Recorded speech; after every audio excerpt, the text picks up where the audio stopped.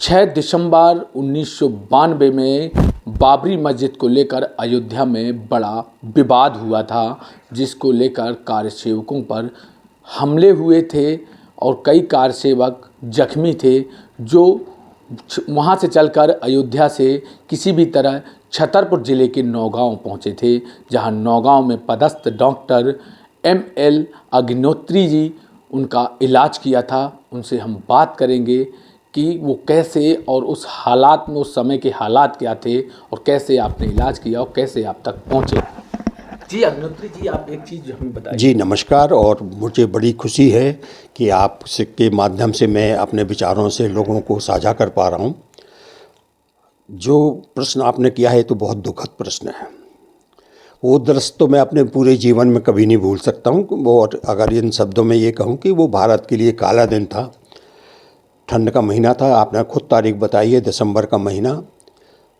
सभी कार सेवक लगभग मिनिमम कपड़ों में थे। उनके शरीर पे जो वस्त्र थे बस वही थे, उनके पास में और कोई साधन नहीं था।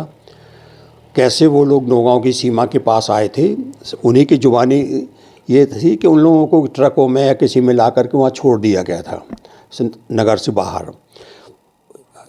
अन्य प्रांतों के लोग थे, हिंदी भी नहीं जानते थे ढंग से, टूटी फूटे अपने शब्दों में वहाँ से आ रहे थे। चूँकि एक बड़ा जत्था था, लोगों ने देखा है तो उनके पास अपने आप पहुँच गए, प्रभु आप लोग कौन है, कहाँ से आ रहे हैं। तो कितने लोग कार सेवक रहे होंगे उस दिन? वो लगभग जो नौगांव आए थे उसमें मैं जहाँ तक अनुमान कर पा रहा हूँ 2000 के आसपास थे।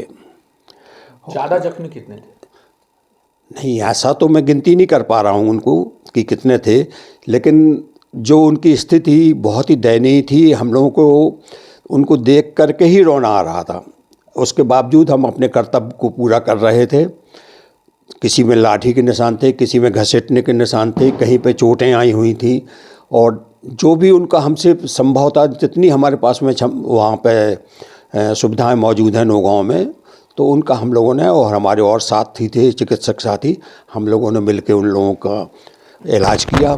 और हमें इस चीज़ के लिए अपने आप को हम अहोभाग्य मानते हैं कि हमें उनके दर्द कम करने में हमें कुछ सौभाग्य मिला ईश्वर की कृपा से, है ना। हालांकि उनकी जो दयनीय थी वो तो बहुत दुखद थी।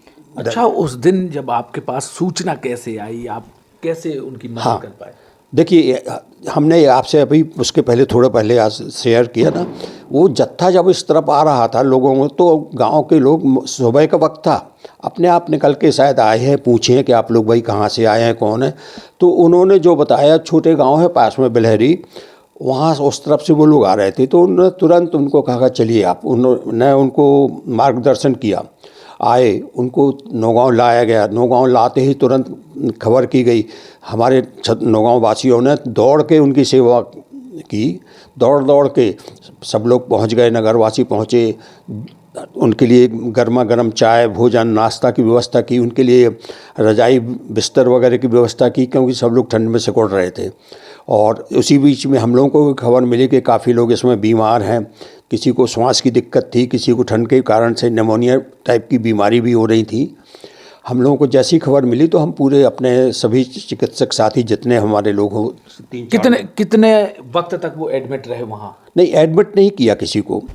उसमें एडमिट हम लोगों ने कहीं किसी को नहीं किया। उनके जो पर उनको हम लोगों ने उनको प्राथमिक उपचार जहाँ ठहराया हुआ था वहीं पे उन लोगों को हमने पूरा उपचार दिया।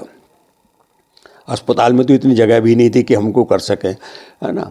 तो वहीं पे उनको यथासंभव जो हम लोगों के पास थी, हमने अपने लोगों ने अपने तरफ से जो भी हमारे पास में दवाइयाँ उपलब्ध रहती हैं व्यक्तिगत, और वो सब उन लोगों के लिए समर्पित थी। हम सब लोग समर्पण भाव से उनकी सेवा की है।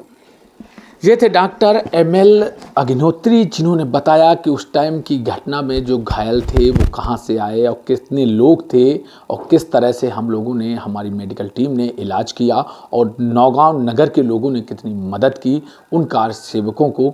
और आज वह अयोध्या में प्राण प्रतिष्ठा को भी अपने यहाँ घर में बैठकर देखेंगे, इससे भी उन्हें खुशी होगी। छतरपुर से TV9 के लिए प्रदीप सिंह।